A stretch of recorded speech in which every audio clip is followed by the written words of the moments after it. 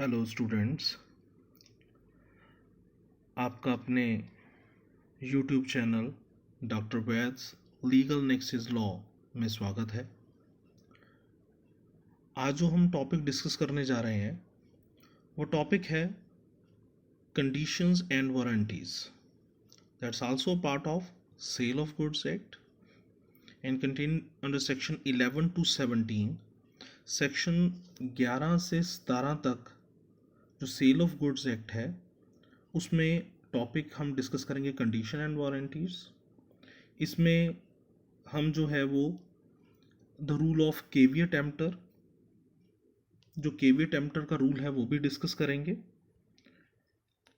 तो सबसे पहले हमें समझना ये ज़रूरी है कि सेल क्या है।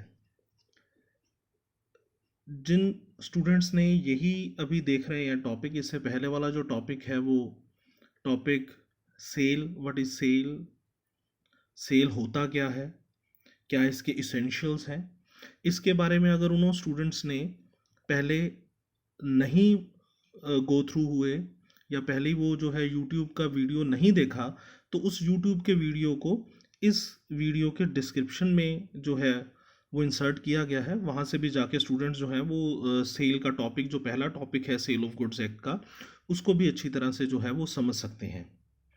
अब हमें ये समझना ज़रूरी है कि जब भी कोई सेल होती है, कोई कॉन्ट्रैक्ट होता है सेल का, तो उसमें बहुत सारी टर्म्स एंड कंडीशंस होती हैं।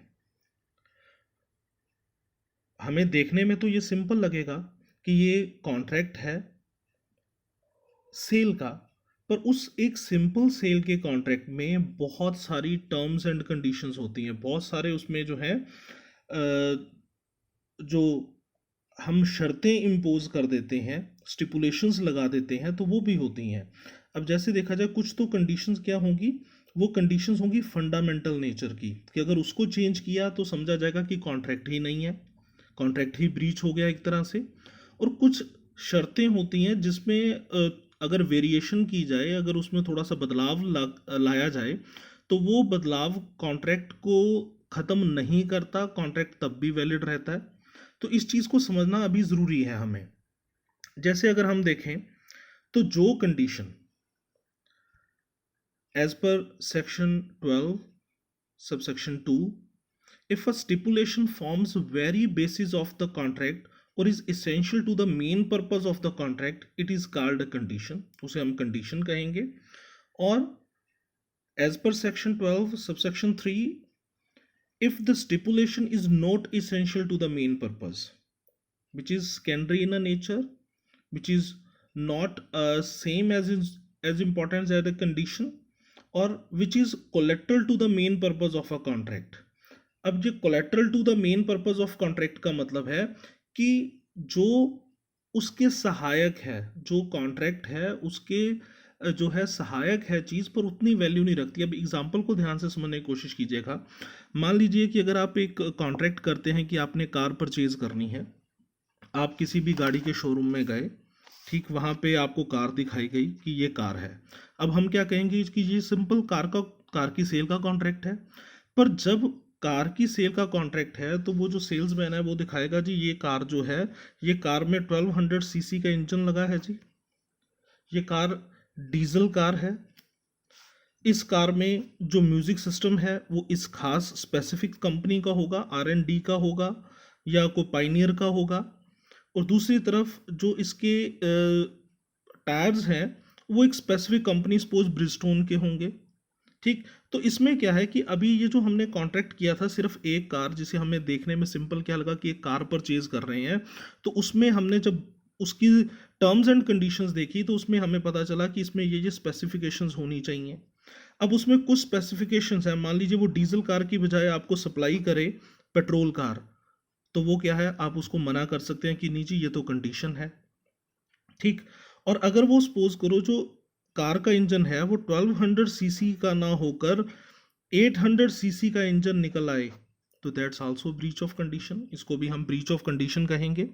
और दूसरी तरफ जो उन्होंने डिस्क्राइब किया था कि टायर जो है वो ब्रिजस्टोन कंपनी के होंगे, अब वो ब्रिजस्टोन कंपनी के ना होके जेके टायर हुए, तो वो क्या है, अब टायर के पीछे अब कार थोड़ी मना कर देंगे।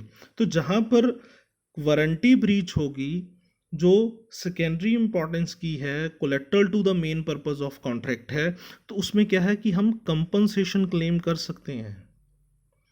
और अगर यही कंडीशन ब्रीच है तो हम जो है कॉन्ट्रैक्ट ही रिपुडिएटेड कर देंगे, कॉन्ट्रैक्ट कैंसिल कर देंगे, कॉन्ट्रैक्ट को जो है वो हम फुलफिल किया हुआ नहीं मानेंगे, हम ये मानेंगे कि कॉन्ट्रैक्ट ब्रीच हुआ है। ठीक। और अब इस चीज़ को ध्यान से समझ लेना कि ये जो कंडीशन है कोई शर्त या कोई शर्त वारंटी है, तो इस चीज़ के रिगार्डिंग कोई हार्ड एंड फास्ट रूल नहीं है। मतलब आप इसको रट नहीं सकते कि हमने कार का ये कॉन्ट्रैक्ट किया तो ये चीज़ होगी, किसी जगह पर कुछ चीज़ को हम कंडीशन मानेंगे और किस जगह को वारंटी मानेंगे। बस हमें सिंपल फोकस इस चीज़ पे रखना है जो है कि वो अगर जो हमने कॉन्ट्रैक्ट किया, ठीक, तो वो कॉन्ट्रैक्ट में जो ये स्टिपुलेशन थी, ये स्टिपुलेशन अगर हटा दी जाए तो क्या कॉन्ट्रैक्ट सरवाइव करता है, कॉन्ट्रैक्ट रहता है, तो भाई वो वारंटी है, वो उतनी इंपॉर्टेंस की नहीं है। और अगर ये शर्त हटा दी जाए तो भाई ये कॉन्ट्रैक्ट ही टूटा हुआ ब्रीच माना जाएगा, तो उस शर्त को हम कंडीशन का नाम देंगे। फिर ध्यान रखिएगा, जैसे हमने कार का कॉन्ट्रैक्ट किया तो इसमें कार में इंपॉर्टेंट चीज़ क्या है, कार, ठीक है जी, कौन सी जो है कंपनी की है, ठीक, प्लस उसमें पेट्रोल इंजन है, डीजल इंजन है, ठीक। उसके बाद क्या है कि इसमें अगर हम देखें तो इंजन जो है वो सीसी का, उसकी कैपेसिटी कितनी है इंजन की, ये क्या है कंडीशन मानी जाएगी। दूसरी तरफ अगर उस कार में अगर म्यूजिक सिस्टम कहा गया, वो म्यूजिक सिस्टम उस कंपनी का ना हो के किसी दूसरी कंपनी का है या किसी कम कीमत वाला जो म्यूजिक सिस्टम लगा दिया गया, तो अब क्या है, या टायर जो है वो उस कंपनी के ना हो के दूसरे के लगा दिए गए, तो वो हम क्या मानेंगे कि ये इसके कारण हम कार को लेने से मना नहीं कर सकते। ठीक है जी, उसके लिए सिंपल हम कंपनसेशन क्लेम कर सकते हैं। और जहाँ पर कंडीशन ब्रीच है वहाँ कंपनसेशन तो है ही है, साथ में हम जो है वो मतलब कॉन्ट्रैक्ट ही ख़त्म करा जो है ख़त्म कर सकते हैं उसको, हम कॉन्ट्रैक्ट को ही। अब फिर ध्यान से समझ लीजिएगा, अब सपोज करो कि जो मारुति कंपनी है, ठीक, जिसकी हम कार लेने की बात कर रहे हैं, कि हम सपोज कार लेंगे, ठीक है जी, स्विफ्ट की बात कर रहे हैं कि हमें मारुति स्विफ्ट चाहिए, उसमें 1200 सीसी इंजन है, ये स्पेसिफिक जो है डीजल कार है, वीडीआई मॉडल है। अब तो खैर मारुति कंपनी ने अपने जो डीजल के मॉडल हैं उनको बंद कर दिया है, ठीक। तो अब अगर सपोज वही है कि वो हमें जो डिस्क्राइब किया था कि उन्होंने कि जो टायर जो हैं वो ब्रिजस्टोन के होंगे, वो ब्रिजस्टोन के ना होके जेके टायर हुए, तो हम क्या है कंपनसेशन क्लेम कर सकते हैं उनसे। पर दूसरी तरफ जहां पर खुद मारुति कंपनी ने कॉन्ट्रैक्ट किया है, ठीक, टायर मैन्युफैक्चरिंग कंपनी के साथ कि उन्हें ब्रिजस्टोन के टायर चाहिए, अब वो टायर ब्रिजस्टोन के ना दे के किसी और कंपनी के दें, तो भैया वो उसको क्या मानेंगे कि ये ब्रीच ऑफ कंडीशन है, ठीक। ये ब्रीच ऑफ वारंटी नहीं है, ब्रीच ऑफ, क्योंकि कॉन्ट्रैक्ट ही उनका स्पेसिफिकली उस ब्रांड के साथ हुआ है, ठीक। तो वो फिर ब्रीच ऑफ जो है कॉन्ट्रैक्ट ट्रीट किया जाएगा। अब ध्यान से समझ लीजिएगा कि ये जो टर्म एंड कंडीशन है, इसे हम सेक्शन 11 टू 17 मतलब डिटेल में हम ये सभी सेक्शंस जो हैं वो डिस्कस करेंगे। अब इसमें क्या है कि जैसे सेक्शन 11 है, इसमें टाइम की शर्त है, उसके बाद 12 है वो कंडीशन वारंटी को डिफाइन कर रहा है, और उसके बाद कब कंडीशन जो है उसको हम एज ए वारंटी ट्रीट कर सकते हैं, और उसके बाद इम्प्लाइड कुछ कंडीशंस एंड वारंटीज़ होंगी, कुछ तो एक्सप्रेस कंडीशंस वारंटी हैं, कुछ इम्प्लाइड कंडीशन एंड वारंटीज़ होंगी, और कुछ सेल बाय डिस्क्रिप्शन है, जब आपने डिस्क्राइब किया किसी चीज़ को, उसकी जो है क्वालिटीज़, उसके फीचर्स, उस चीज़ को आप मेंशन कर रहे हैं। और फिर उसके बाद कुछ implied condition as to quality और फिटनेस, सेक्शन 16 है, इसी में हम रूल ऑफ केविएट एम्प्टर भी डिस्कस करेंगे, और उसके बाद हम डिस्कस करेंगे सेल बाय सैंपल। और सबसे पहले जो है वो हमें समझना ज़रूरी है कि जो स्टिपुलेशन है एज टू टाइम, ठीक, दो जगह मेंशन किया गया है टाइम से रिलेटेड शर्त को। पहला है सेक्शन 55, यहाँ ध्यान देना ज़रूरी है कि सेक्शन 55 जो है वो सेल ऑफ गुड्स एक्ट की बात नहीं कर रहे हैं हम, सेक्शन 55 जो है वो इंडियन कॉन्ट्रैक्ट एक्ट की बात कर रहे हैं, ठीक। और दूसरी तरफ जो है वो है सेक्शन 11 वो है सेल ऑफ गुड्स एक्ट का। अब इन दोनों सेक्शन में फ़र्क क्या है वो ऊपर स्पेसिफिकली मेंशन है। सेक्शन 55 क्या डील कर रहा है जी, डिलीवरी ऑफ गुड्स, इसकी टाइम लिमिट क्या होगी। दूसरा पेमेंट ऑफ प्राइस है, तो इसको हम क्या टाइम लेके चलेंगे भी, इसको क्या हम ट्रीट करें। ठीक, तो नॉर्मली अगर हम देखा जाए तो अगर टाइम की जहाँ पर शर्त है, स्टिपुलेशन है, तो वो according to section 55 effect of failure to perform at fix time in a contract in which the time is essence. तो दो चीज़ें हैं, एक जगह टाइम इसेंस है और where there is time is not essential, कि टाइम इसेंशियल नहीं है। अब इस चीज़ को समझना ज़रूरी है कि मान लीजिए आपने कोई एक अपनी ड्रेस है, वो ड्रेस को स्टिच करवाने के लिए दिया, तो नॉर्मली पर्सन ने कह दिया ठीक है जी, आप जो है इसको आफ्टर अ वीक या आफ्टर 7 डेज जो है आप ले जाएं।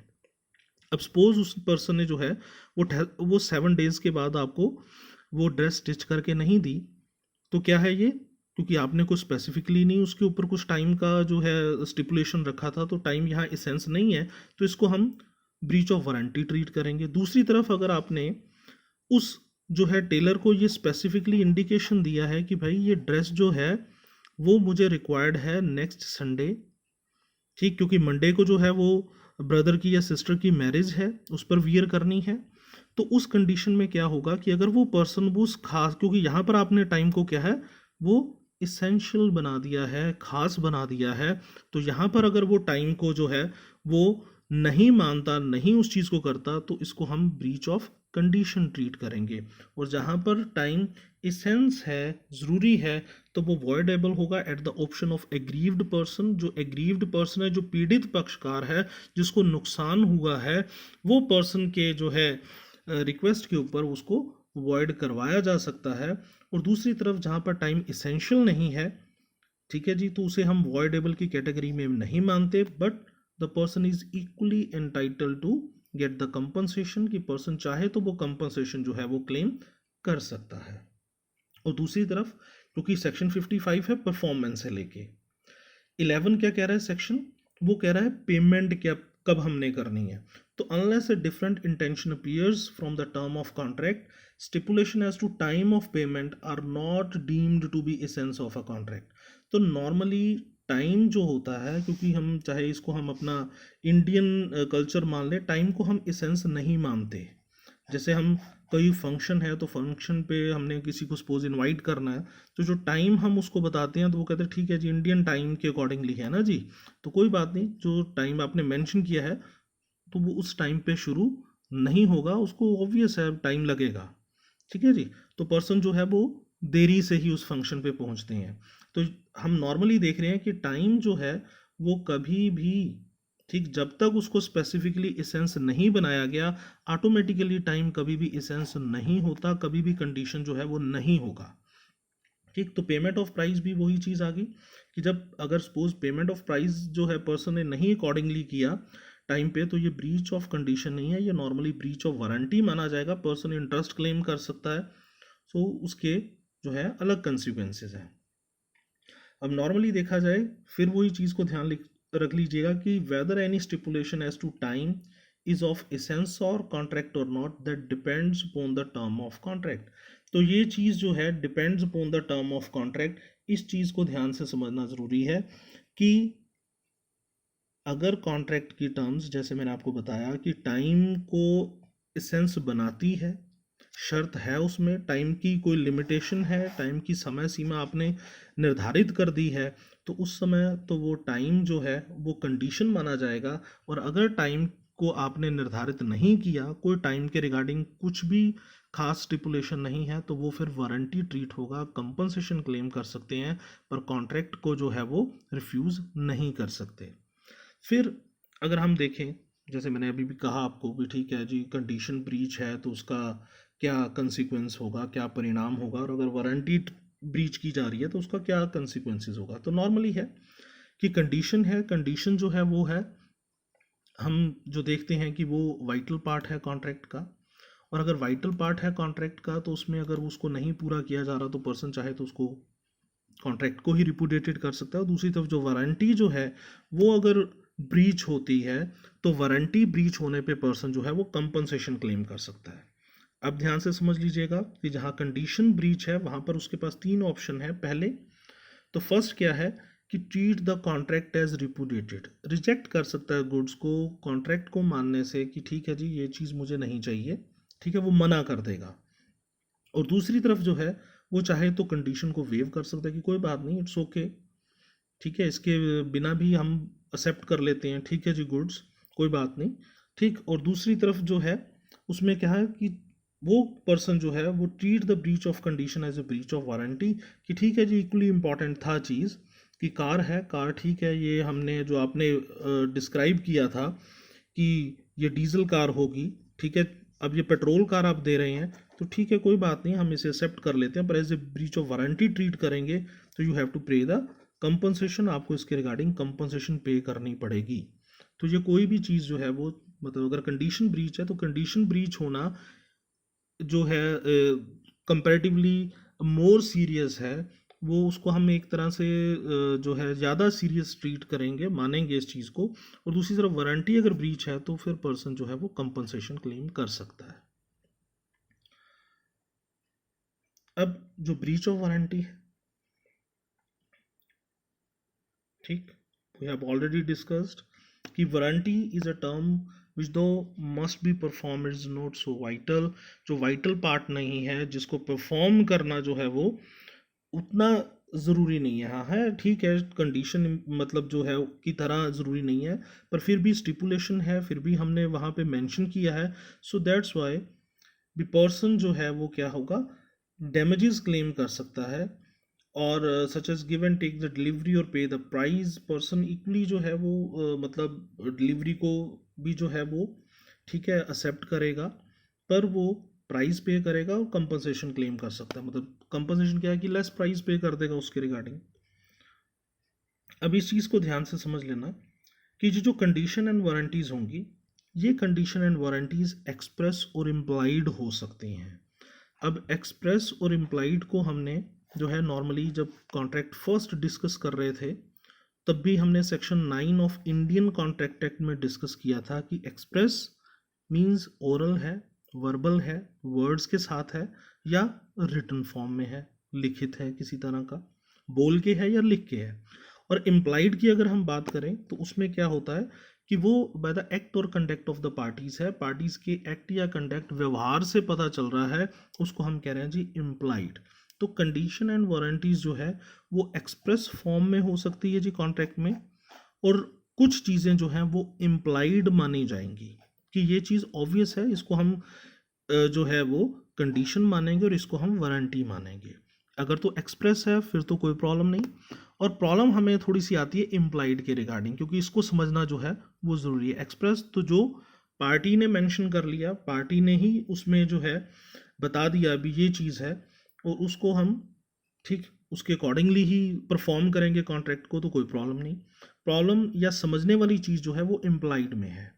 और नॉर्मली अगर हम देखें तो वही चीज़ है कि टर्म्स एंड कंडीशन है, और जो सेम उसी तरह ही हम बात करें कंडीशंस भी एक्सप्रेस कंडीशंस हैं, इम्प्लाइड कंडीशन है, और वारंटी की भी बात करें सेम वही एक्सप्रेस भी है, इम्प्लाइड भी है। और वही चीज़ की conditions which are clearly defined and agreed upon the by the parties while entering into a contract, जब कॉन्ट्रैक्ट में पर्सन एंटर हो रहा है उसी समय क्लियरली मेंशन है, उसको एक्सप्रेस वे में बताया गया है, उसे हम एक्सप्रेस कंडीशन कह रहे हैं। और जो इम्प्लाइड कंडीशन है, उस इम्प्लाइड कंडीशन की अगर हम बात करें तो वो इम्प्लाइड कंडीशंस में हम पढ़ेंगे जी टाइटल ऑफ गुड्स के regarding, quality fitness, sale by sample या सेल बाय डिस्क्रिप्शन। फिर दोबारा ध्यान से समझ लीजिएगा, कंडीशंस जो है वो वाइटल पार्ट है, कंडीशन जो है वो indispensable to the objective of contract है, कि कंडीशन ब्रीच तो हम समझेंगे कि कॉन्ट्रैक्ट ही पूरा नहीं हुआ, और अगर वारंटी ब्रीच है तो हम कंपनसेशन क्लेम कर सकते हैं। कॉन्ट्रैक्ट को जो है वो ख़त्म नहीं मानेंगे, कॉन्ट्रैक्ट को परफॉर्म ही माना जाएगा, पर सिंपल कंपनसेशन जो है वो ऐड हो जाएगी। अब क्या है जी इम्प्लाइड कंडीशन, ठीक। तो सबसे पहला इसमें इम्प्लाइड कंडीशन की अगर हम बात करें तो सेक्शन 14 है, सबसेक्शन ए है implied condition as to title. अब टाइटल को अच्छी तरह से समझ लेना जी।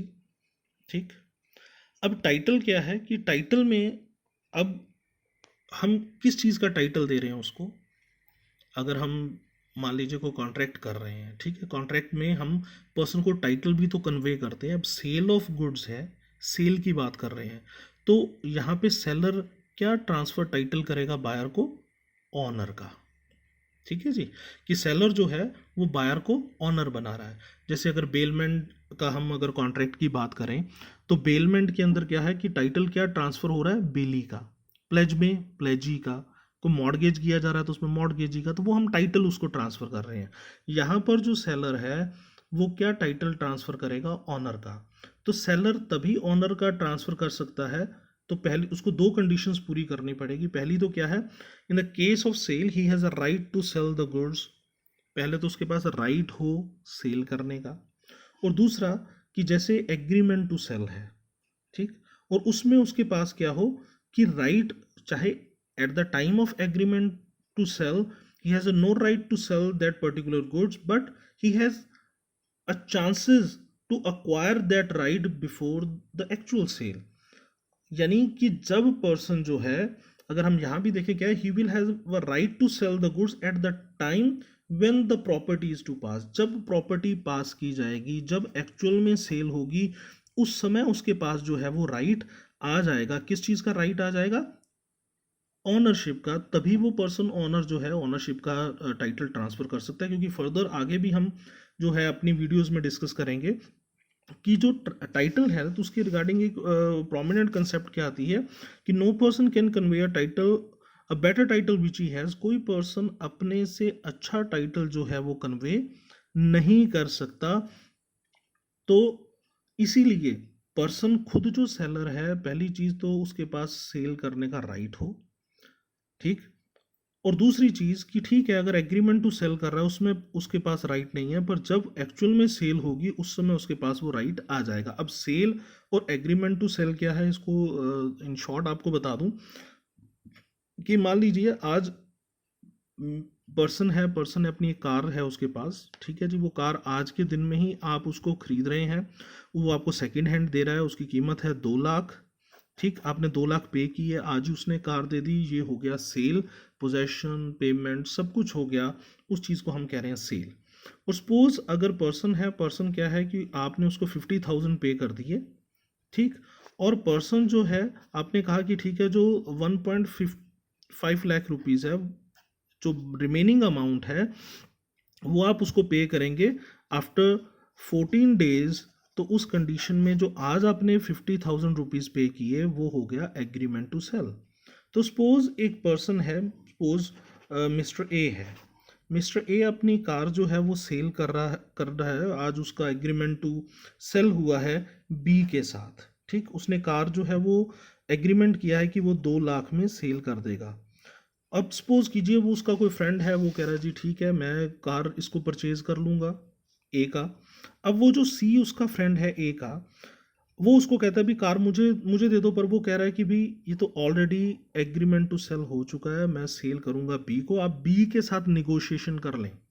और बी कहता है ठीक है कोई बात नहीं, मैं आपको फर्दर सेल कर दूंगा। अब बी क्या है, वो सी के साथ कॉन्ट्रैक्ट कर रहा है कि ठीक है ये जो मैं कार 2 लाख की ए से खरीदूंगा, ये मैं आपको 2,10,000 में सेल कर दूंगा।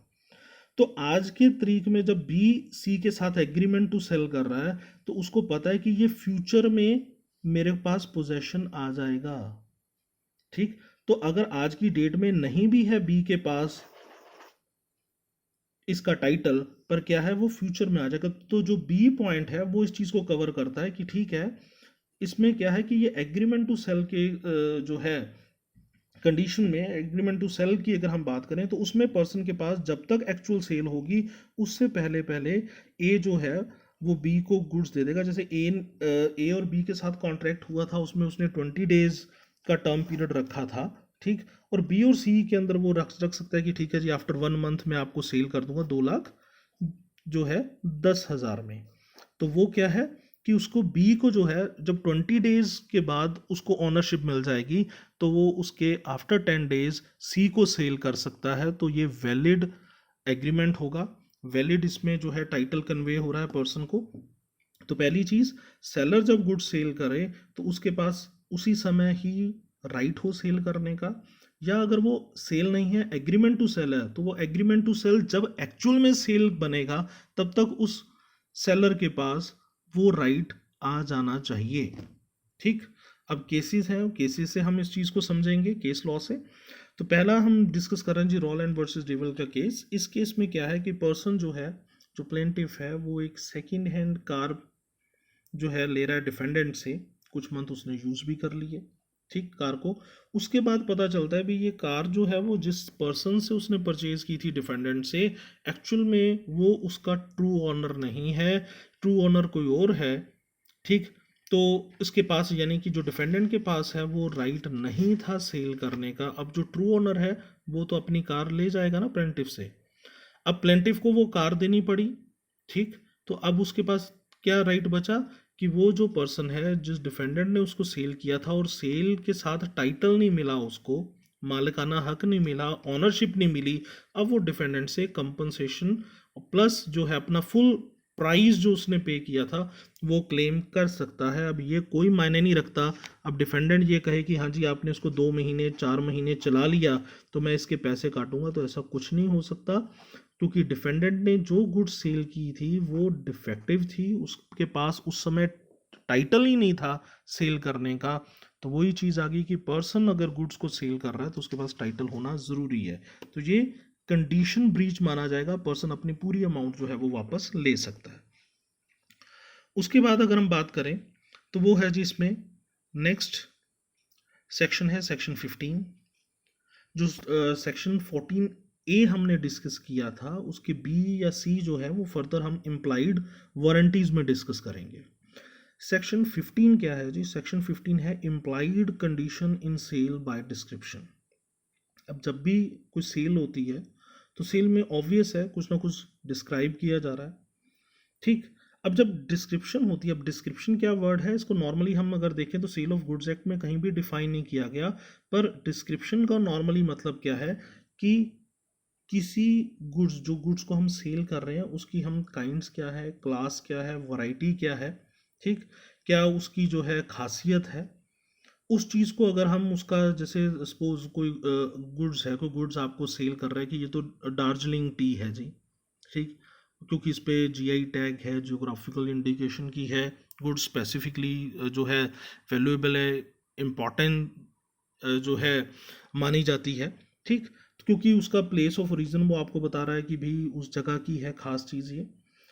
ठीक, इसका कोई सोर्स ऑफ मैन्युफैक्चरिंग है कि ये हैंडमेड है जी, जो आप शॉल परचेज कर रहे हैं कश्मीर की, ठीक है, पश्मीना शॉल है, हैंडमेड है, या जो मटेरियल यूज़ किया गया जी ये खास, ठीक, क्वालिटी का है या खास तरह का है, इसकी मोड ऑफ पैकेजिंग क्या है, क्या इसकी फिटनेस है, अगर इस चीज़ों को वो डिस्क्राइब कर रहा है सेल के साथ साथ, तो हम क्या करेंगे कि सेल जो है वो एज पर डिस्क्रिप्शन होनी चाहिए। ये नहीं कि आप वर्बली कुछ और कह दो, वर्बली तो उस जो बायर है उसको एक सपने दिखा दो कि ये बहुत बड़ी चीज़ है जी, और एक्चुअल में वो चीज़ उस तरह की ना निकले।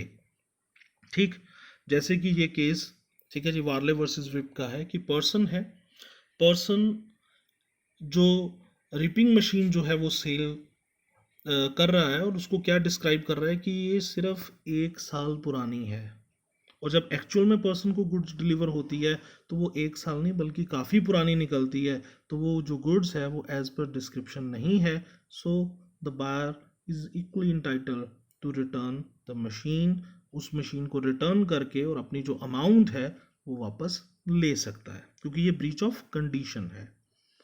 फिर अगर हम बात करें, दूसरा केस है Andrew Bros versus brothers versus singer and company. ये सिंगर जो है अगर हम देखें तो कार जो जो ये 1934 का केस है, इसके बाद तो पोर्शे जो कार है वो पर्सन मतलब ये सिंगर कंपनी जो है बनाने लग गई।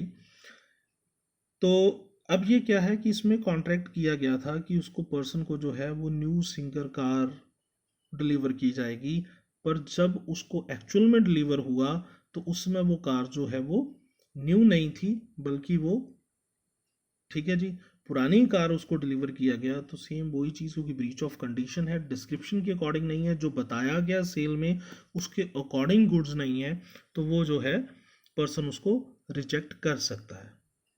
फिर अगर हम देखें तो क्या है जी, implied condition in sale by sample as well as description, कि पर्सन ने जो है डिस्क्राइब किया पर साथ में आपको सैंपल भी दिखा दिया। ठीक, तो अब क्या आप समझते हैं, अभी ठीक है सैंपल दिखा दिया उसके बाद वो फ्री हो गया पर्सन? तो ऐसा कुछ नहीं है।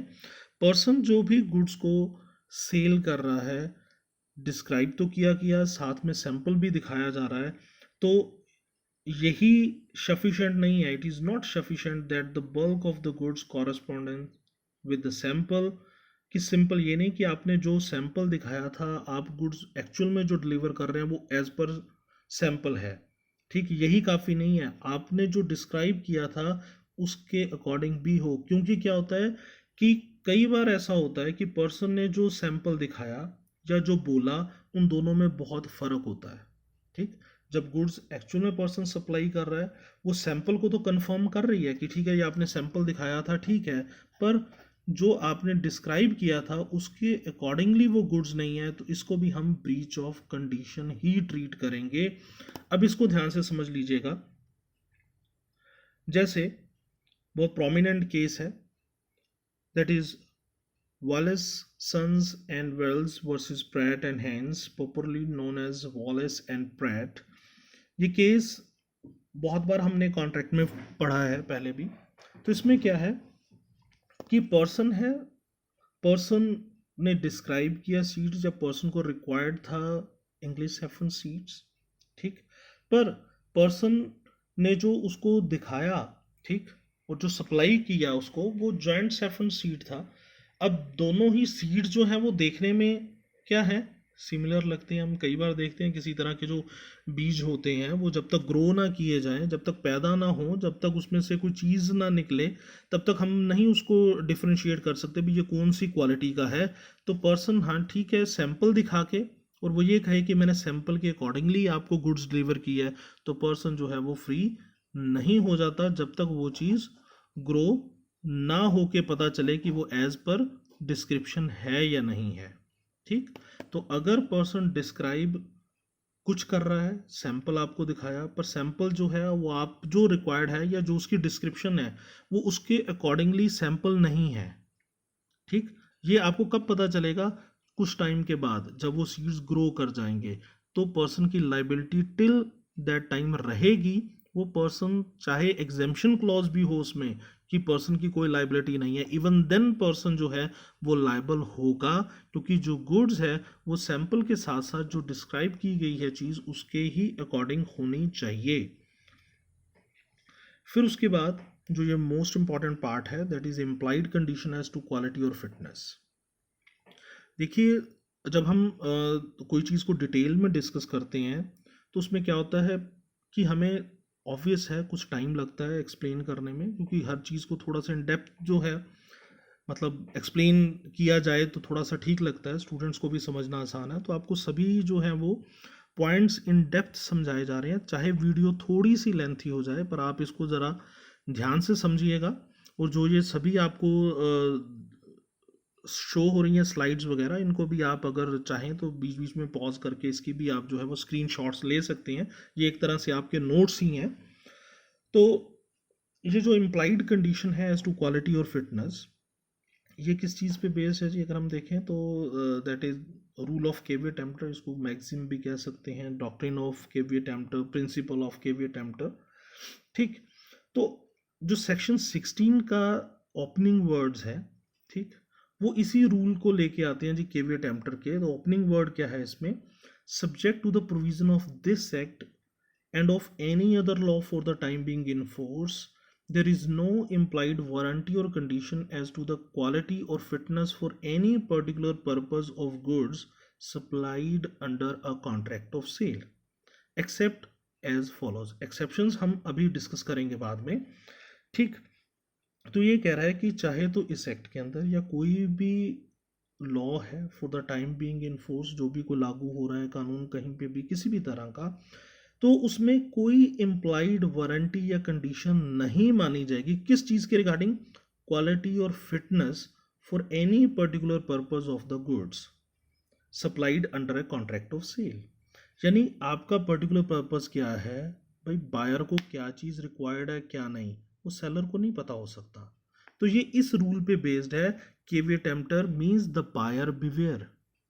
बायर जो खरीद रहा है गुड्स, उसको खुद को सावधान होना चाहिए, उसको खुद को पता होना चाहिए कि उसने क्या गुड्स खरीदनी है, वो उसका पर्पस पूरा करेगी नहीं करेगी, सही है नहीं है, ये खुद देखे। तो जो रूल ऑफ केवियट एम्प्टर है, अगर हम इसकी बात करें तो इसमें पर्सन को जो है वो, ठीक, जो पर्सन बायर है, ठीक, उसी के ऊपर ही सभी रिस्पॉन्सिबिलिटी है कि अगर बायर किसी तरह की भी कोई मतलब गलत गुड्स को खरीद रहा है, कोई रॉन्ग चॉइस है, या जो गुड्स जो है कोई डिफेक्टिव है किसी भी तरह की, तो he has a no right to blame anybody else except himself. वो जो पर्सन है किसी दूसरे के ऊपर दोष नहीं लगा सकता, क्योंकि वो खुद चीज़ को खरीद रहा है। That depends upon his own skill and judgement. तो वो पर्सन खुद ही जिम्मेदार होगा। तो फिर ध्यान से समझ लीजिएगा, according to this rule the buyer himself should be careful while or before purchasing the goods, and he should himself ascertain that the goods suit his purpose or not। तो पर्सन जो बायर है, purchaser है, उसको खुद को ही careful होना पड़ेगा किस चीज़ के रिगार्डिंग, कि भाई ये गुड्स जो है वो सही है या नहीं है।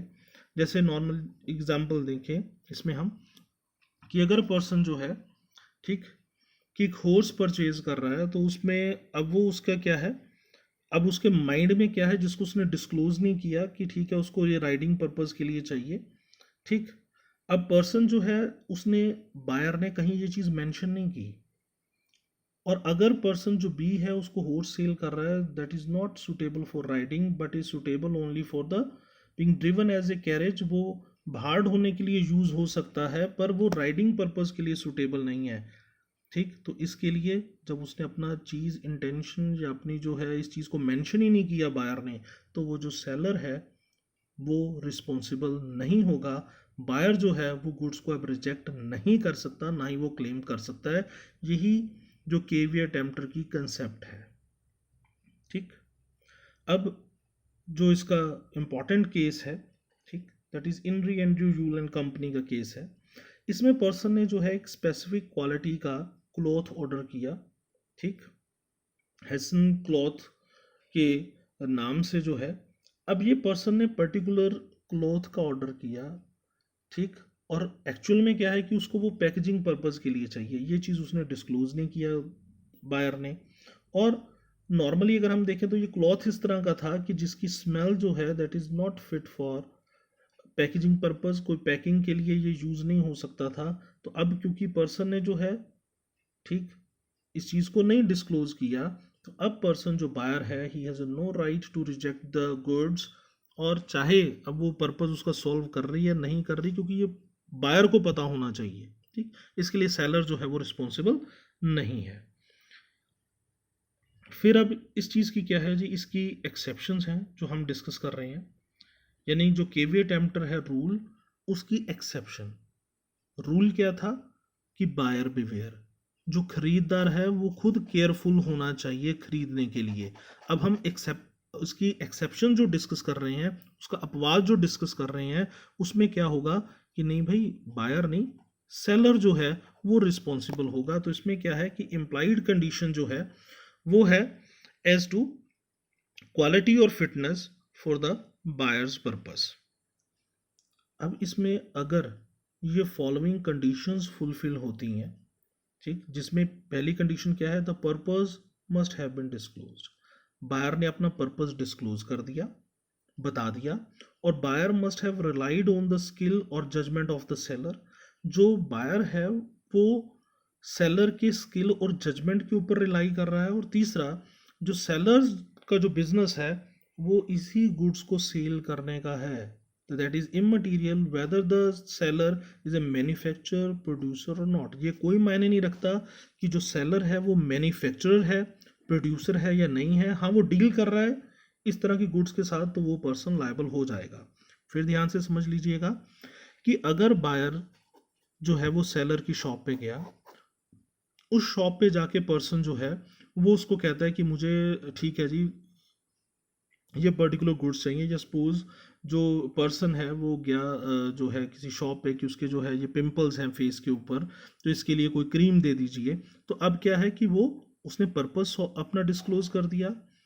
अब बायर क्या है, उसके जजमेंट सेलर के क्या उसकी स्किल है इसके ऊपर ही वो रिलाई कर रहा है, और प्लस जो सेलर है वो इसी तरह के बिजनेस में डील करता है।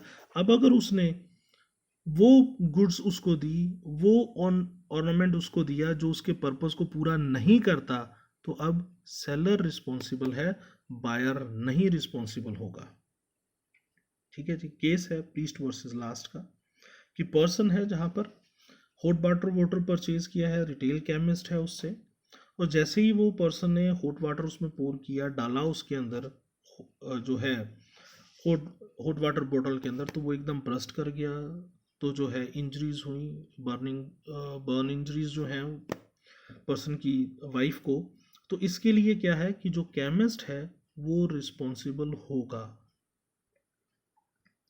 फिर उसके बाद ठीक है जी, केस है जी बेल्ड्रे वर्सेस मार्शल का, इसको हम बुगटी कार केस भी कह सकते हैं।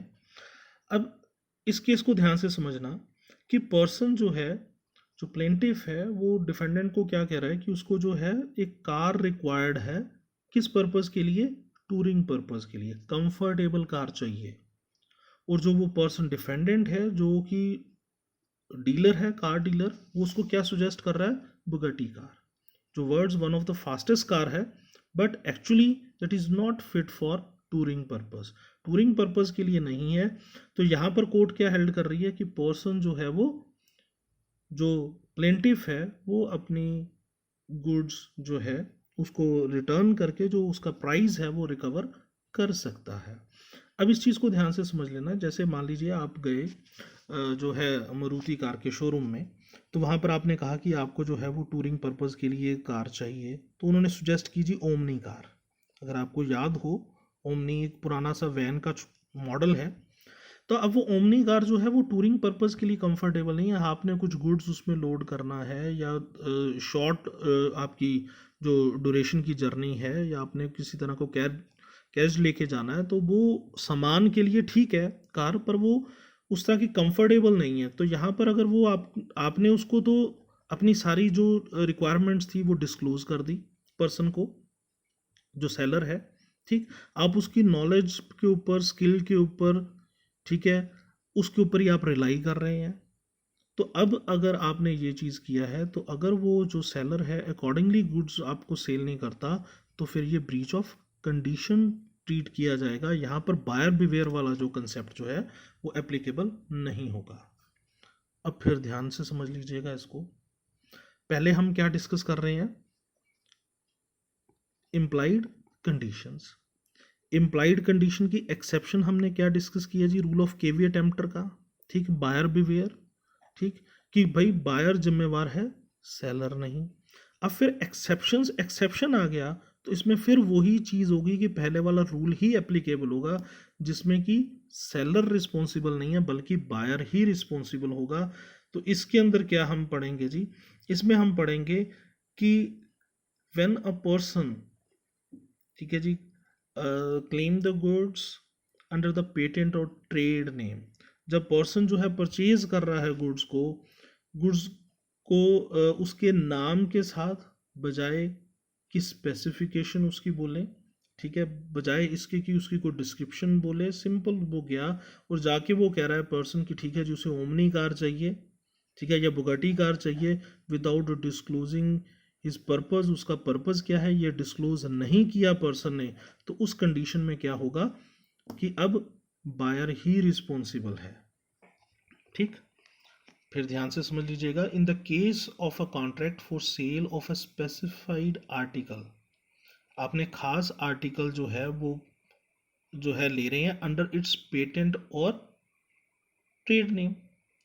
अब जैसे आप गए, आपने जाके जो है वो शॉपकीपर को कहा जी मुझे जो है पॉन्ड्स कोल्ड क्रीम चाहिए, आपने वो पेटेंट ट्रेड नेम के अंदर जो उसका नाम है आपने उस पर रिलाई किया।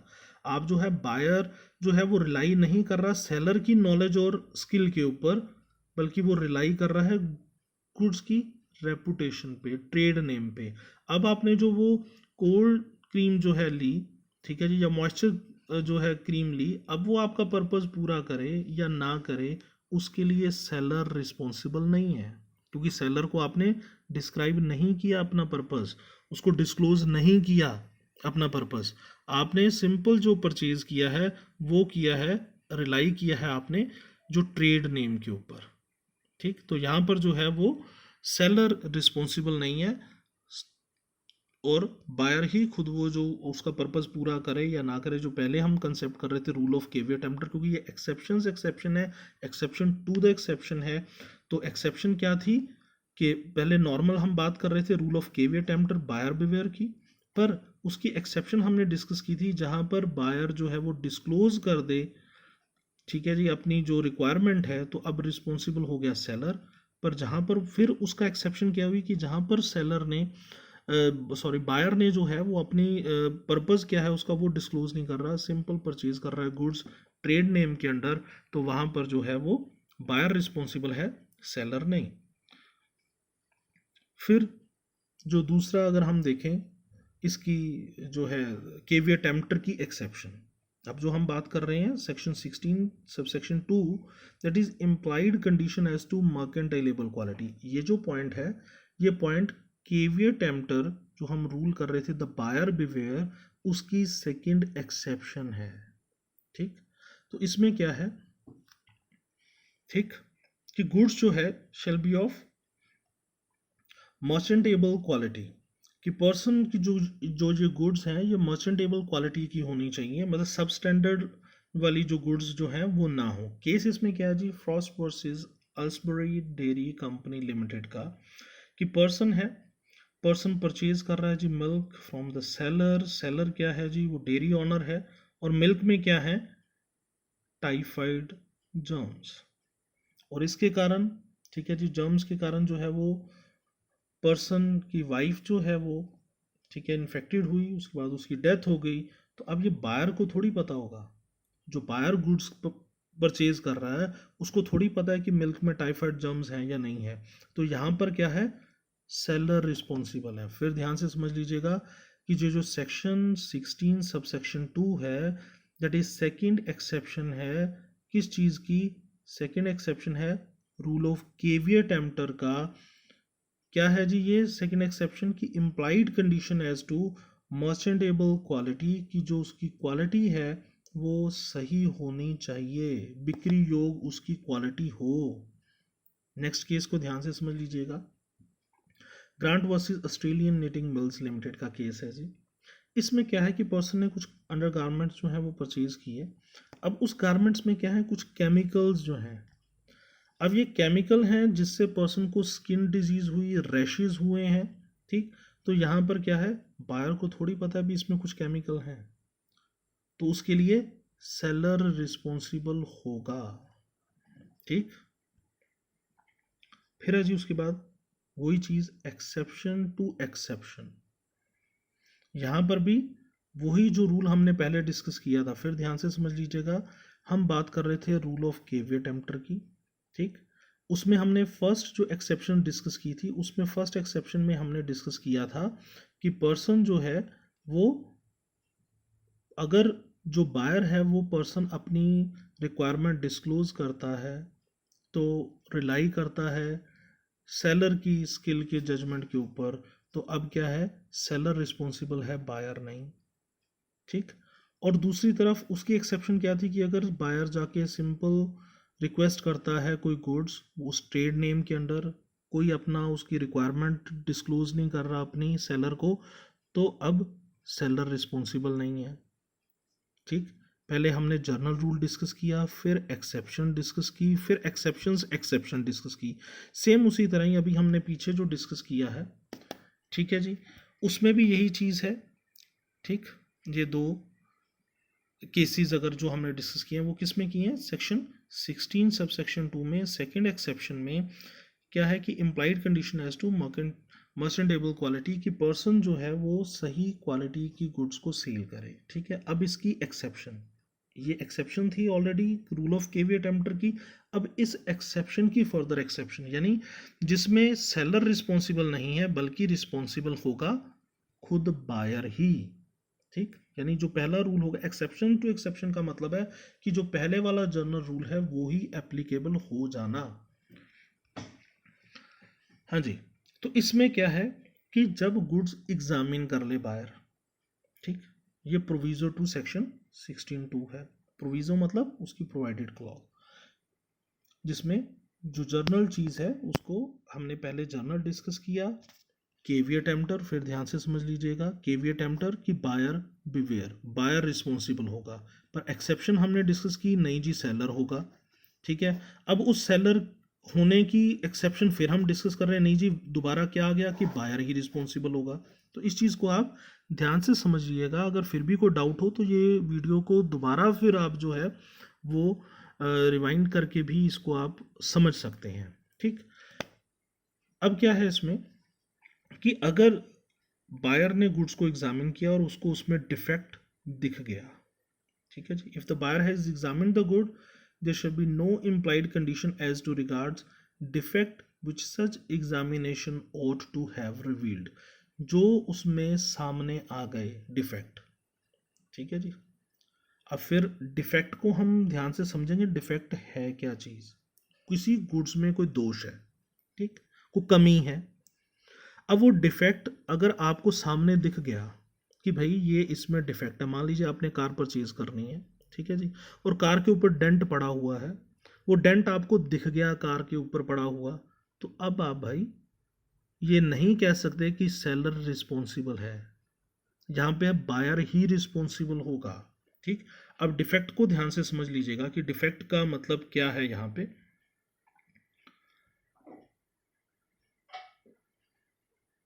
हाँ जी, जो ये डिफेक्ट्स हैं, ये डिफेक्ट हैं दो तरह के, ठीक। एक है पेटेंट डिफेक्ट, एक को हम दूसरे को हम कहते हैं लेटेंट डिफेक्ट। जो पेटेंट डिफेक्ट है that is easily identified, discoverable है बाय ड्यू डिलिजेंस, ठीक है, थोड़ा सा आप दिमाग लगाएंगे, ठीक। That can be identified on reasonable level of examination of the goods is called patent defect. जो सामने दिखाई दे रहा है, भाई कार है, कार को आपने नॉर्मल एग्जामिन किया, आपको पता चल गया कि इसकी जो विंड स्क्रीन है इसके ऊपर क्रैक है, ये सामने विजिबल है, दिख रहा है आपको।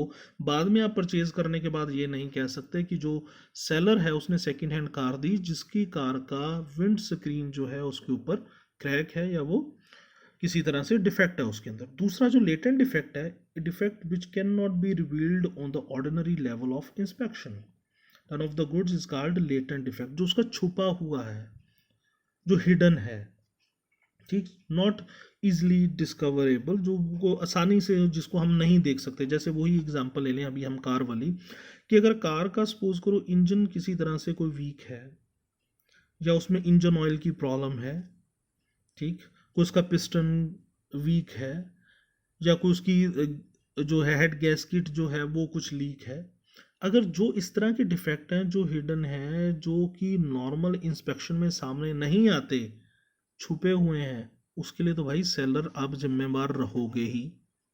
पर जो पेटेंट डिफेक्ट है जो सामने दिख गया, ठीक, उसके लिए बायर रिस्पॉन्सिबल होगा, ठीक है। नेक्स्ट भी पॉइंट इसके यही है, the seller when selling the goods is not liable to buyer for any patent defect existing in the goods. जो पेटेंट डिफेक्ट है उसके लिए सेलर रिस्पॉन्सिबल नहीं है, पर जो लेटेंट डिफेक्ट है उसके लिए सेलर रिस्पॉन्सिबल होगा। फिर ध्यान से समझ लीजिएगा, जो डिफेक्ट क्लियरली सामने दिख रहा है हमें कि भाई ये गुड्स में डिफेक्ट है, इसमें ये कमी है, ये दोष है इस तरह का, ठीक, या आपने किसी से मोबाइल परचेज किया उसमें हल्का सा जो है कहीं पे क्रैक है जो इजीली आपको दिख रहा है, ठीक, या उसका जो बैक कवर है उस पर क्रैक है आपको दिख रहा है, तो भाई उसके लिए फिर सेलर रिस्पॉन्सिबल नहीं है, ठीक।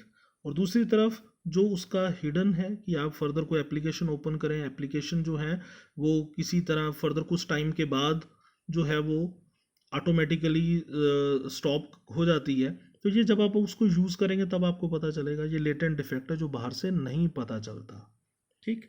तो वही चीज़ है, ठीक, जैसे इसमें एग्जांपल जो है इसको भी समझ लीजिएगा आप कि अगर आपने एक वुडन टेबल जो है परचेज करने जा रहे हैं आप, ठीक, अब इसमें क्या है, वुडन टेबल का बैलेंस प्रॉपर नहीं बनता, ठीक है। कई बार हम देखते हैं कि 4 लेग्स हैं इसकी टेबल की किसी की, तो उसका बैलेंस प्रॉपर नहीं बन रहा, तो वो क्या होगा, वो आपको इजीली इंस्पेक्ट करके पता चल रहा है, ठीक, तो उसके लिए सेलर रिस्पॉन्सिबल नहीं। हाँ, अगर किसी तरह का क्या है कि उस जो वुडन टेबल है उसके अंदर किसी तरह का कोई टर्माइट्स हैं, कोई घुन लगा हुआ है, तो जिसको उसने जो है कवर कर दिया को पॉलिश से या किसी तरह का को फिलिंग कर दी, जो कि बाद में आपको पता चलेगा, ठीक, जो अभी आपको एग्जामिन करके पता नहीं चल रहा, तो उसके लिए सेलर रिस्पॉन्सिबल है। फिर ध्यान से समझ लीजिएगा, केवीए टेम्पटर नॉर्मली अगर हम बात करें बायर बिवेयर की, ठीक, जो खरीदार करने वाला है बायर है वो खुद रिस्पॉन्सिबल होगा, पर पहले हमने डिस्कस की थी एक्सेप्शन, ठीक, क्योंकि अगर मैं बार बार यहाँ पर रिवाइज करूँगा आपको तो बेटा वो वीडियो का जो है टाइम थोड़ा सा बढ़ जाएगा। इन शॉर्ट आपको बता रहा हूँ, फिर आप वीडियो दोबारा जो है बैक करके देख सकते हैं कि पर्सन है जो अपनी गुड्स को, ठीक, सेल कर रहा है, नॉर्मली अगर पर्सन जो खरीदार है उसको अवेयर होना चाहिए, ये रूल है केवीए टेम्पटर। पर जब पर्सन ने रिलाई किया सेलर के ऊपर तो फिर सेलर रिस्पॉन्सिबल, पर अगर पर्सन बिना रिलाई किए गुड्स क्लेम कर रहा है तो वो हो गया, ठीक है जी, खुद बायर रिस्पॉन्सिबल।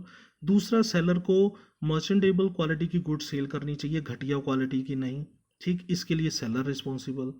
पर अगर उसका फॉल्ट, उसका घटियापन दिख रहा है तो बायर, दिखने में भी जो उसका चीज़ फॉल्ट है, किसी तरह का कोई कमी है, डिफेक्ट है, वो अगर नहीं दिखता तो फिर सेलर रिस्पॉन्सिबल, ठीक है जी। तो इसको आप आराम से समझिएगा, देखिएगा, आपको ज़रूर समझ आएगा बेटा जी। नेक्स्ट हम डिस्कस कर रहे हैं जिसमें जो फर्दर है क्वालिटी और फिटनेस, ठीक, और फिर है जी इसमें जो सेक्शन 16 है, सब सेक्शन 3 है, और उसके बाद जो है वो, ठीक, सेक्शन 16 है, सब सेक्शन 4 है। इस चीज़ को समझ लीजिएगा कि जो भी ये रूल ऑफ केवीए टेम्पटर की अगर हम बात करें, ठीक है, तो पर अगर सपोज पर्सन है जहाँ पर हम, पर्सन ने जो भी कोई क्लेम किया है या जो भी सेलर गुड सेल कर रहा है उसका यूजेस ऑफ ट्रेड के साथ उसको हम कनेक्ट करके देखेंगे।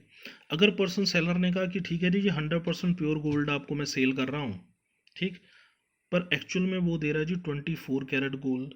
अब 24 कैरेट गोल्ड भी 100% प्योर नहीं होता, पर अगर आप देखेंगे तो इससे प्योर आता भी नहीं है, ठीक है जी, गुड्स इससे ज़्यादा प्योर है भी नहीं, तो अब ये नहीं कह सकते कि यहाँ पर सेलर रिस्पॉन्सिबल हो जाएगा, ठीक है जी। यहाँ पर भी वही चीज़ है कि उसने जो क्लेम किया उस लोकल ट्रेड कस्टम में उसका जो है यूजेस है, या उसमें हम बात करें कि उस खास तरह के बिजनेस की लैंग्वेज में उसको वैसे ही यूज़ किया जाता है, ठीक है जी। तो इट मीन्स अब सेलर रिस्पॉन्सिबल नहीं है कि यहाँ पर 100% गोल्ड का मतलब 24 कैरेट गोल्ड ही है, चाहे उसमें कुछ कमी भी होती हो, तो यहाँ पर वो पर्सन रिस्पॉन्सिबल नहीं, सेलर। फिर हम बात करें कि अगर कोई भी वारंटी या कंडीशन है, ठीक, जो एक्सप्रेसली मेंशन है, वो एक्सप्रेसली मेंशन अगर कोई कंडीशन एंड वारंटी है, उसके कारण जो इम्प्लाइड कंडीशन एंड वारंटी है वो ख़त्म नहीं हो जाती, बशर्ते कि जो इम्प्लाइड कंडीशन एंड वारंटी है वो उसकी इनकंसिस्टेंट ना हो। फर्दर हम आगे भी डिस्कस करेंगे कि सेक्शन जो 62 है वो ये एक फ्रीडम देता है सेलर और बायर को कि वो चाहें तो बाय एग्रीमेंट अपनी लिए कोई नई टर्म्स एंड कंडीशंस जो है वो फ्रेम कर सकते हैं, ठीक, पर अगर उन्होंने जो फ्रेम किया वो इसके अगेंस्ट है तो फिर जो फ्रेम किया गया है उनके अंडर जो टर्म्स एंड कंडीशंस हैं, जो कंडीशन वारंटी है वो एप्लीकेबल होंगी, वो प्रिवेल करेंगी। और अगर उन्होंने कोई टर्म्स एंड कंडीशंस बनाई, कोई कंडीशन वारंटी लिख दी जिसका इम्प्लाइड कंडीशन वारंटी से कोई लेना देना नहीं है, तो इम्प्लाइड कंडीशन वारंटी भी इक्वली इन्फोर्सेबल होगी। नेक्स्ट जो है जी सेक्शन 17 है, ये हम नॉर्मली कुछ हद तक पहले भी डिस्कस कर चुके हैं, जहाँ पर सेल बाय सैंपल है। तो जहाँ सेल बाय सैंपल होगा तो वहाँ पर क्या क्या चीज़ें होनी ज़रूरी हैं। पहली चीज़ कि जो बल्क ऑफ द गुड्स है shall correspondent with the sample in quality, जो आपने सैंपल दिखाया था, जो क्वालिटी आपने दिखाई थी, bulk of the goods same वैसी हो। दूसरी चीज़ कि वो रीजनेबल अपॉर्चुनिटी मिले, किसको, बायर को, कि वो कंपेयर कर सके कि बल्क का जो गुड्स है वो सैंपल के अकॉर्डिंगली है या नहीं है। फिर उसके बाद कि अगर गुड्स जो है, ठीक, वो फ्री फ्रॉम एनी डिफेक्ट होना चाहिए, किसी भी तरह की वो जो गुड्स है अनमर्चेंटेबल क्वालिटी की ना हो। अगर नॉर्मली हम देखें तो वो गुड्स जो है वो किसी भी तरह का उसमें जो है कमी, डिफेक्ट नहीं होना चाहिए, जैसे सैंपल में दिखाएगी वैसे ही वो गुड्स हो। अब क्या है जी, इम्प्लाइड वारंटी। अब ये जो इम्प्लाइड वारंटी है तो वही चीज़ आ गई कि यहाँ पर हम कंपनसेशन क्लेम कर सकते हैं पर गुड्स को लेने से मना नहीं कर सकते। इसको भी ध्यान से समझ लीजिएगा। सेक्शन 14 जो है बी के अंदर क्या चीज़ है कि implied warranty of quite possession of the goods, कि जो हम गुड्स ले रहे हैं उसके साथ क्या है, हम क्विट पोजेशन भी हमें मिलेगा, उसको हमें इंजॉय करने का राइट भी साथ में मिलेगा। ठीक, कि किसी तरह की हमें उस प्रॉपर्टी के अंदर कोई डिफिकल्टी नहीं आएगी। ठीक, there is an implied warranty that the buyer shall have a right to enjoy the possession of the goods, कि पर्सन जो है उस गुड्स को इंजॉय कर सकता है, ठीक, विदाउट एनी डिस्टर्बेंस। केस है जी, इस केस को ध्यान से समझने की कोशिश करिएगा। केस है निबलेट वर्सेस कन्फेक्शनरीज मटेरियल कंपनी। अब इसमें क्या है कि जो बायर है, बायर ने कॉन्ट्रैक्ट किया था कि उसको कंडेंस्ड मिल्क जो है वो मिले। ठीक, कॉन्ट्रैक्ट हो गया, पर जब कॉन्ट्रैक्ट मिला तो उसके ऊपर जो रैपर होता है, ठीक है, वो रैपर उतार दिया गया। अब सपोज आपने कॉन्ट्रैक्ट किया कि आपको जो है वो ऑडी कार चाहिए, ठीक है, जो 4 छल्लों वाली जिसे हम कहते हैं। ठीक, अब अगर आपने ये कॉन्ट्रैक्ट कर लिया, ठीक है जी, ऑडी कार का, और जब आपको कार डिलीवर हो और उस कार में जहाँ जहाँ से भी आप ऑडी को आइडेंटिफाई कर सकें वो सभी चीज़ों को हटा दिया जाए, ठीक, तो अब आपकी वो कार की वैल्यू कम हो गई। ठीक, अब वो कम हो गई तो अब क्या है, कल को आप उस कार को बेचेंगे तो वो क्या है, कम प्राइस में सेल होगा। तो यहाँ पर भी वही चीज़ आ गई कि पर्सन है जो कंडेंस्ड मिल्क का ऑर्डर किया था पर्सन ने, वो उसको गुड्स तो डिलीवर हुई पर वो बिना लेबल के। अब जब वो फर्दर मार्केट में सेल करेगा, जैसे मान लीजिए आपने नेस्कैफे कॉफ़ी का जो है ऑर्डर किया, अब नेस्कैफे की कॉफ़ी है जो जार में आ रही है, या आप कोई जो है मिल्क पाउडर ले रहे हैं तो उसकी जो है कोई जार में है, तो ऊपर से लेबल रिमूव कर दिया जाए, तो अब क्या है कि अगर आपने फर्दर उसको सेल करना है तो जो आपका बायर होगा वो उतना रिलाई नहीं करेगा, जो आपकी गुड्स है वो आपकी कम कीमत में सेल होगी। तो यहाँ पर पर्सन जो आपको अमाउंट का डिफरेंस है वो आप क्लेम कर सकते हो। ठीक है जी, जो आपको लॉस होगा वो आप क्लेम कर सकते हो। अब नेक्स्ट इम्प्लाइड वारंटी क्या है, an implied warranty that the goods shall be free from any charge और इनकम्प्रेंसेस। अब चार्ज और इनकम्प्रेंसेस को ध्यान से समझ लीजिएगा कि किसी तरह के भी भार से वो मुक्त होगी, यानी कि उसके ऊपर किसी तरह का भी लोड या चार्ज या इनकम्प्रेंसेस नहीं होगा। एग्जाम्पल ध्यान से समझिएगा।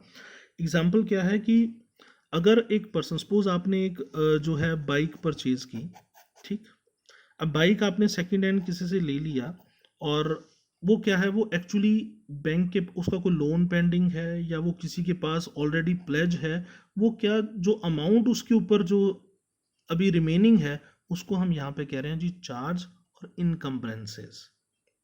ठीक, अब आपने जो वो बाइक लिया, ठीक है जी, 20,000 रुपीज़ में सेकंड हैंड, और इसके ऊपर 10,000 रुपीज़ जो है वो बैंक का लोन या किसी पर्सन के पास उसको हाइपोथेकेटेड प्लेज किया गया है। ठीक, तो उस कंडीशन के अंदर क्या है कि आपको उस पर्सन को 10,000 अगर देने पड़े तो वो आप सेलर से रिकवर कर सकते हैं। इस तरह का ये अगर आपने पढ़ा हो, याद हो, तो वो हमने क्वासी कॉन्ट्रैक्ट में भी यही कंसेप्ट पढ़ा था। ठीक है जी, तो यहाँ पर भी यही है, इम्प्लाइड वारंटी एक तरह की। अब वो बाइक को आप मना नहीं कर सकते, बाइक आपने ले लिया, जो उसके चार्जेस हैं, इनकम्प्रेंसेस हैं, वो आप जो है अगर आपको पे करने पड़े हैं तो वो आप सेलर से ले सकते हैं। फिर उसके बाद अगर गुड्स किसी तरह की भी कोई डेंजरस नेचर की है तो ये भी जो है वो ड्यूटी बनती है सेलर की कि उसको डिस्क्लोज करे। केस भी इसमें ध्यान से समझ लीजिएगा, Clarke versus Army and Navy Cooperative Society Limited का है कि पर्सन जो उसको गुड्स जो है, ठीक है जी, दे रहा है, जो उसका जो है डिसइंफेक्टेंट, जो अगर हम बात करें पाउडर पर्सन ने परचेज किया, ठीक, तो वो क्या है कि वो है एक तरह का जो उसका टिन है, जब वो पर्सन ओपन करेगा उसका लिड टिन, तो पर्सन को इंजरीज आ सकती हैं। जो पर्सन को इंजरीज आई भी, ये उसके बारे में उस सेलर को पता है, नॉलेज है, ठीक। तो अब क्या है, it was held that the seller was guilt of negligence is not giving a due warning to a buyer. Buyer को उसने वार्निंग नहीं दी कि भैया इसका जो टिन है, ठीक, वो डिफेक्टिव है, अगर आप इसे ओपन करेंगे तो आपको नुकसान हो सकता है। जो उसको नुकसान हुआ भी, उसकी आईज के ऊपर इंजरीज आई, फेस के ऊपर इंजरीज आई, तो उसके लिए क्या है, जो पर्सन है सेलर, वो रिस्पॉन्सिबल होगा।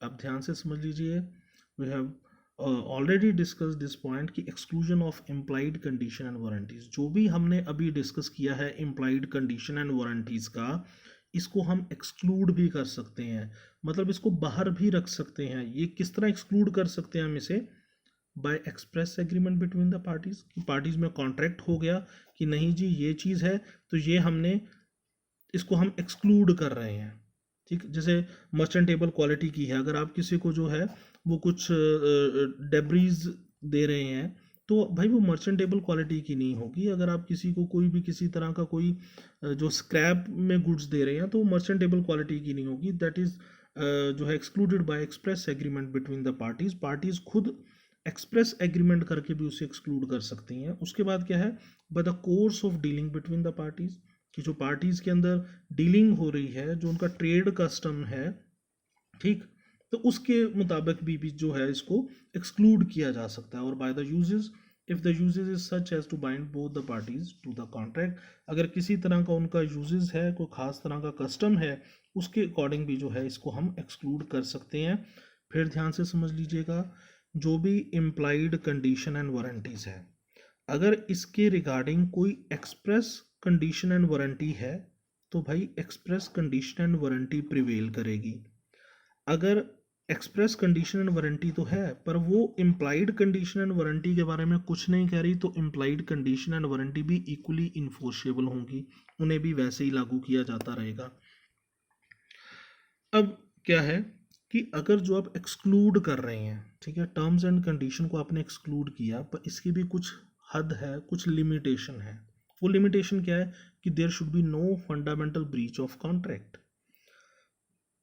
कि ये ना हो कि जो आपने एक्सक्लूड कर रहे हैं। अब मान लीजिए आपने रेलवे के क्लॉक रूम के अंदर जो है अपना बैग रखा, आपने पे किया उसके रिगार्डिंग, अब वो कह रहे हैं कि अगर आपका ये सामान गुम हो जाए, ठीक है, चोरी हो जाए, किसी हम गलत पर्सन को डिलीवर करते हैं, तो भाई हमारी कोई जिम्मेवारी नहीं। तो भाई ये जो आप इम्प्लाइड टर्म कंडीशन को, वारंटीज को एक्सक्लूड करने का जो जो आप मेंशन कर रहे हैं, ठीक है, एक्सप्रेसली आप मेंशन कर रहे हैं इस चीज़ को, तो भाई ये फंडामेंटल ब्रीच है। इस तरह का एक्सक्लूजन जो है वो एप्लीकेबल नहीं होगा, ये आप एक्सक्लूड नहीं कर सकते, तो फिर कॉन्ट्रैक्ट करने का फ़ायदा ही क्या, ठीक है। और अगर कोई इस तरह का एक्सक्लूजन है भी है, तो बाय स्ट्रिक्ट इंटरप्रिटेशन जो है ऑफ एग्जम्पशन क्लोज होगी, कि आपने लिख दिया, तो इसका मतलब ये नहीं है कि लिख दिया तो वो लिख दिया, लिखे हुए को भी हम चैलेंज कर सकते हैं, ठीक। यही तो हमें कॉन्ट्रैक्ट बताता है कि कई बार लिखा हुआ भी कोई मायने नहीं रखता, और कई बार ना लिखी हुई चीज़ भी मायने रखती है, उसकी भी उतनी वैल्यू होती है। तो इस चीज़ को आप समझिएगा। ये केस हम ऑलरेडी डिस्कस कर चुके हैं वालिस वर्सेस प्रैट का, कि अगर पर्सन उसको सैंपल दिखा रहा है सीड्स के, जो वो चाह रहा है वो ना दिखा के सैंपल दोनों ही दिखने में सेम है। जैसे मान लीजिए आप कई बार कुछ ग्राम्स हैं लेने जाएं, कुछ दालें लेने जाएं, कुछ देखने में ऑलमोस्ट कई बार सेम लगती हैं, ठीक। पर्सन जो एक जो इतना फेमिलियर नहीं है उस परचेजिंग के अंदर, वो नहीं डिफ्रेंशिएट कर पाता, तो आपने सैंपल दिखाने के बाद गलत चीज़ दे दी। जो पर्सन को रिक्वायर्ड थी, जो उसने पर्पस बोला, वो पर्पस आपने पूरा नहीं किया, गलत चीज़ दे दी। पर्सन को इंग्लिश सैफरन सीड्स चाहिए, आप उसको जेंट सैफरन सीड्स दिखा रहे हैं, दोनों सीड्स दिखने में सेम है, जब ग्रो करेंगे उसके बाद पता चलेगा, तो भाई ये आपने लिख दिया कि मेरी कोई जिम्मेवारी नहीं क्योंकि मैंने सैंपल दिखा दिया, तो पर्सन एक्सक्लूड नहीं हो सकता। इवन देन पर्सन जो है वो लायबल रहेगा, ठीक है जी। इन द लास्ट, ठीक है जी, बट नॉट लीस्ट, ये भी इक्वली इम्पॉर्टेंट है, ध्यान से समझ लीजिएगा कंडीशन एंड वारंटी को। कंडीशन को डिफाइन किया गया है सेक्शन 12 सबसेक्शन 2 में, वारंटी को 12 सबसेक्शन 3 में। कंडीशन मेन पर्पस है, warranty collateral to the main purpose है। ये directly associated with the object है, जबकि वो सब्सिडरी है नेचर की, सेकेंडरी इंपॉर्टेंस की जो है इसकी वैल्यू है वारंटी की। सेम वही चीज़ कंडीशन है तो हम जो है टर्मिनेट कर सकते हैं कॉन्ट्रैक्ट, वारंटी में हम डैमेजेस क्लेम करेंगे, और वायलेशन है कंडीशन को हम as a warranty breach of warranty भी ट्रीट कर सकते हैं, जबकि वारंटी जो है वो वारंटी ब्रीच ऑफ वारंटी ही रहेगा। और उसके बाद अगर जब ये ब्रीच हो गया कंडीशन का तो कॉन्ट्रैक्ट जो है कैंसिल करने के साथ, ब्रीच करने के साथ, रिपुडिएट करने के साथ साथ हम डैमेजेस क्लेम कर सकते हैं, जबकि वारंटी में जो है वो सिर्फ डैमेजेस ही क्लेम होंगी। तो अगर वही चीज़ है भी, इस वीडियो को आप जो है वो बार बार देखें इस चीज़ को समझने के लिए, ठीक। और जो आपको ये मटेरियल दिया जा रहा है, जो आप जो स्क्रीन पे देख रहे हैं, इनको आप स्क्रीनशॉट लेके अपने जो है खुद के भी नोट्स बना सकते हैं जो आपको हेल्पफुल होंगे, ठीक। पसंद आया है आपको तो don't forget to like the video, subscribe कर लें। जो भी ये फर्दर आपके पास आगे वीडियोस आएंगी तो वो आपको पहले उसकी नोटिफिकेशन पहुंच जाएगा, ठीक। Thanks for watching. ओके।